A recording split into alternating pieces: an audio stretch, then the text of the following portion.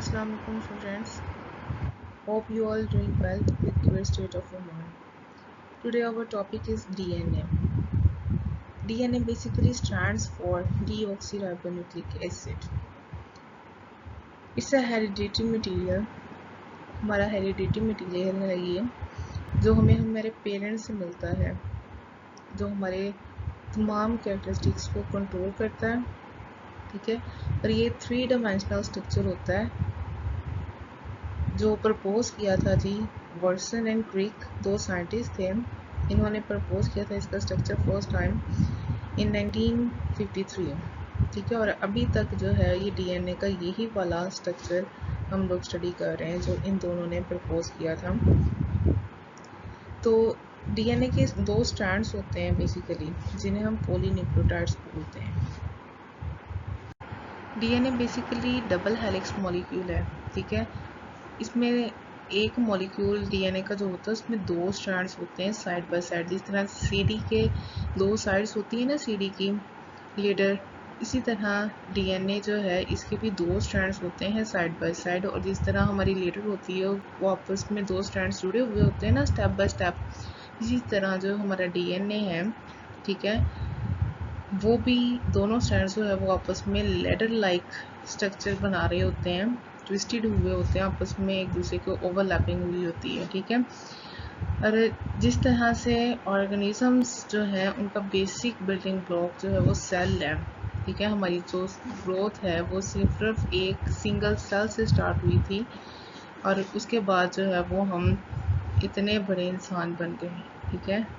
इसी तरह जो है वो डीएनए जो है इसका जो बेसिक बिल्डिंग ब्लॉक है, जो इसका स्मॉलेस्ट यूनिट है वो है जी न्यूक्लियोटाइड, ठीक है।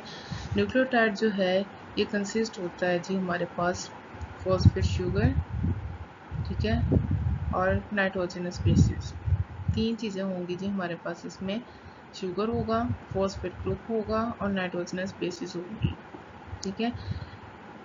और हर जो स्ट्रैंड की साइड होगी वो बनी होती है जी शुगर और फॉस्फेट के मॉलिक्यूल से। शुगर और फॉस्फेट के जो मॉलिक्यूल होते हैं वो आपस में बॉन्डिंग उन्होंने बनाई होती है और स्टैंड बनाते हैं।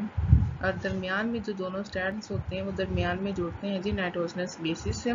और दोनों जो नाइट्रोजनस बेसिस होती है वो आपस में एक दूसरे के साथ हाइड्रोजन बॉन्डिंग बना के जुड़ती हैं, ठीक है।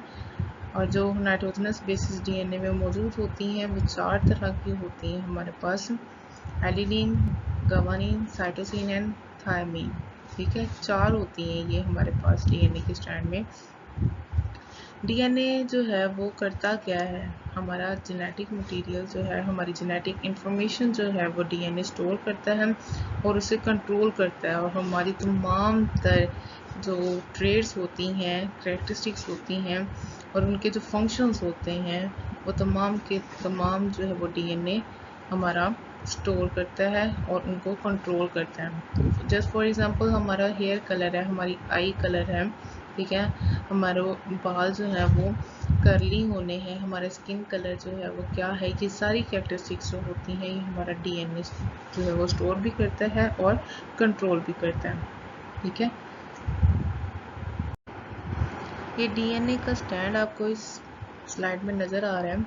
अच्छा, ये जो साइडों पर बनी हुई है, स्ट्रिप्स बनी हुई हैं ब्लू कलर में, ठीक है, ये बेसिकली बनी हुई है हमारी शुगर और फॉस्फेट ग्रुप से, ठीक है। शुगर और फॉस्फेट के जो मॉलिक्यूल्स हैं वो आपस में एक दूसरे के साथ बॉन्डिंग बनाकर उन्होंने ये एक स्ट्रिप लाइक स्ट्रक्चर बनाया हुआ है।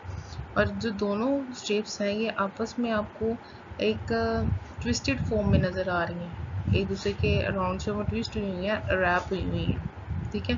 और जो दोनों स्ट्रिप्स हैं बेसिकली इनको हम नाम देंगे जी स्ट्रैंड का, स्ट्रैंड, डीएनए स्ट्रैंड, ठीक है। तो ये जो स्ट्रैंड होते हैं ये आपस में जुड़े कैसे होंगे, अब देखें, आपको इस स्लाइड में नज़र आ रही होंगी सेंटर में दोनों साइड्स जो हैं स्ट्रैंड्स, इनके दरमियान में जो है वो कुछ ग्रीन कलर का, कुछ येलो, डार्क ब्लू और रेड कलर की आप लोग को स्ट्रिप्स स्मॉल स्मॉल नज़र आ रही होंगी, ठीक है। ये बेसिकली है क्या, अब मैंने आपको पिछले जो हमारी स्लाइड थी उसमें बताया मैंने आपको कि जो डीएनए है इसमें हमारे पास 2 स्ट्रैंड होंगे, ठीक है, और जो स्ट्रैंड्स होते हैं वो नाइट्रोजनस बेसिस से आपस में जुड़े हुए होंगे, ठीक है। तो ये जो चारों कलर्स आपको इधर साइड पे भी नज़र आ रहे होंगे नाइट्रोजनस बेसिस के हैं बेसिकली। ग्रीन एडेनिन को शो कर रहा है, येलो थायमीन को, रेड जो है साइटोसिन, और डार्क ब्लू जो है ये हमारा गवानीन है, ठीक है। तो ये चारों जो है ये हमारी नाइट्रोजनस बेसिस हैं जिन्होंने हमारे डीएनए के जो स्ट्रैंड्स हैं 2 स्ट्रैंड्स उनको आपस में बॉन्डिंग से जोड़ना है। और कौन सी बॉन्डिंग होगी जी, यहाँ पर वो होगी हाइड्रोजन बॉन्डिंग, ठीक है। और एडेनिन जो है वो हमेशा बॉन्ड बनाएगा थायमीन के साथ, और गवानीन जो है वो हमेशा बॉन्ड बनाएगा साइटोसिन के साथ, ठीक है। हमेशा ये बॉन्डिंग ऐसे ही होगी, ठीक है। मतलब जो ग्रीन वाला है वो येलो के साथ बॉन्ड बनाएगा और रेड वाला जो है वो डार्क ब्लू के साथ, ठीक है। हमेशा ये बॉन्डिंग ऐसी ही होती है। अगर ये बॉन्डिंग थोड़ी बहुत जो है वो आगे पीछे हो जाए, जस्ट फॉर एग्जांपल एडेनिन जो है वो गवानीन के साथ बॉन्ड बना ले, तो ये जो है वो डिसऑर्डर हो जाएगा, डीएनए हमारा जो स्ट्रक्चर है वो सही नहीं होगा, और ये एक बीमारी हो सकती है, हमें कोई भी बीमारी हो सकती है, जेनेटिक मटेरियल चेंज होके तो एक जेनेटिक डिजीज बन सकती है, ठीक है। तो इसीलिए ये जो बॉन्डिंग है ये बहुत इम्पोर्टेंट है हमारे डीएनए के प्रॉपर फंक्शन और उसके स्ट्रक्चर के लिए। नेक्स्ट है जी हमारे पास डीएनए का फंक्शन। डीएनए जो है वो काम क्या करता है, बेसिकली डीएनए के 4 बेसिक जो फंक्शंस हैं वो यहाँ पर आपको स्लाइड में नज़र आ रहे होंगे, ठीक है। डीएनए जो है वो कैरीज हेरिडेटरी इंफॉर्मेशन को कैरी करता है। इसमें रेप्लिकेशन का प्रोसेस इन्वॉल्व होता है, म्यूटेशन का प्रोसेस इन्वॉल्व होता है, and the fourth one is replication का जो प्रोसेस है वो इन्वॉल्व होता है, ठीक है। तो पिछली स्लाइड में हमने देखा कि जो डीएनए है वो हमारा 4 फंक्शंस परफॉर्म करता है, बेसिक 4 फंक्शंस जो बहुत इंपॉर्टेंट है, ठीक है। फर्स्ट वन है जी हेरिडेटरी इंफॉर्मेशन कैरी करता है। हेरिडेटरी इंफॉर्मेशन कैरी करता है, लेकिन हेरिडेटरी इंफॉर्मेशन होती क्या है, कि वो इंफॉर्मेशन है जो हम अपने पेरेंट्स से लेते हैं। कैरेक्टरिस्टिक की इंफॉर्मेशन होगी, उन ट्रेड्स की इंफॉर्मेशन होगी जो हमारे पेरेंट्स से हमें ट्रांसफ़र होती है, ठीक है। सेकेंड है जी रेप्लिकेशन प्रोसेस। रेप्लिकेशन प्रोसेस जो है वो है क्या, रेप्लिकेशन के नेम से पता चल रहा है कॉपीज बनेंगी, रेप्लिकेट होगी कोई चीज़, डुप्लीकेट बनेगा उसका। जैसे कोई फोटो कॉपी शॉप पे हम जो है वो क्या करवाते हैं, कॉपीज़ करवाते हैं ना, एक पेज होता है हमारा, हम उसकी डिफरेंट कॉपीज़ करवा लेते हैं। इसी तरह जो डीएनए है ये अपनी कॉपीज़ बनाता है, ठीक है। और ये नेक्स्ट टॉपिक हमारा होगा सेल डिवीजन, तो उसमें हम इसको डीएनए की जो रेप्लिकेशन है उसको डिटेल में पढ़ेंगे, आपको इसमें पता चल जाएगा डीएनए जो है वो किस तरह से अपनी कॉपीज़ बनाता है और क्यों बनाता है, ठीक है। तो नेक्स्ट हमारा है जी म्यूटेशन। Mutation means change.